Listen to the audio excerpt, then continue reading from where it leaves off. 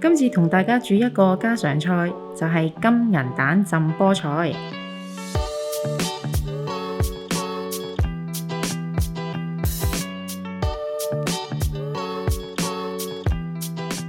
將鹹蛋黃隔水蒸大約5至6分鐘，蒸至熟。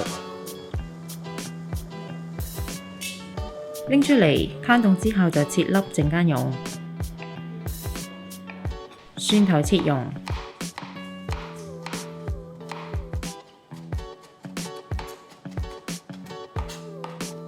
皮蛋去殼，切粒。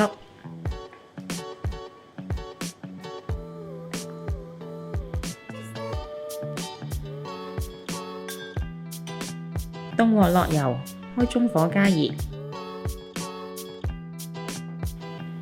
加蒜蓉，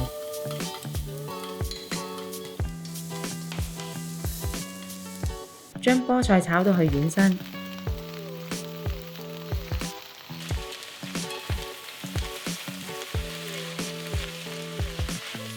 同埋1/4茶匙嘅鹽炒勻。之後先將佢放上碟，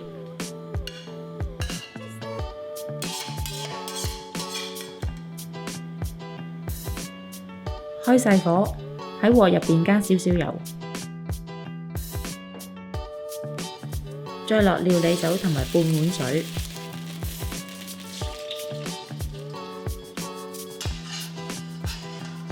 然後再落調味料鹽、蠔油同埋胡椒粉。再落鹹蛋同埋皮蛋粒，大約煮2分鐘。落生粉水埋芡，煮到佢少少結啦。之後落蛋白，先唔好即刻攪勻，俾蛋白煮大概10秒。之後就可以輕輕推佢，就變成蛋白花啦。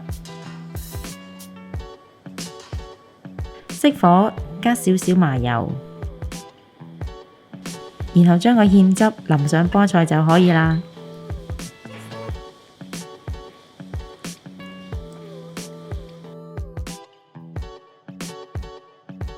鍾意我哋條影片嘅朋友可以 Like、Subscribe、Share， 同埋記得撳着個鐘仔，可以第一時間收到我哋嘅最新資訊同埋影片。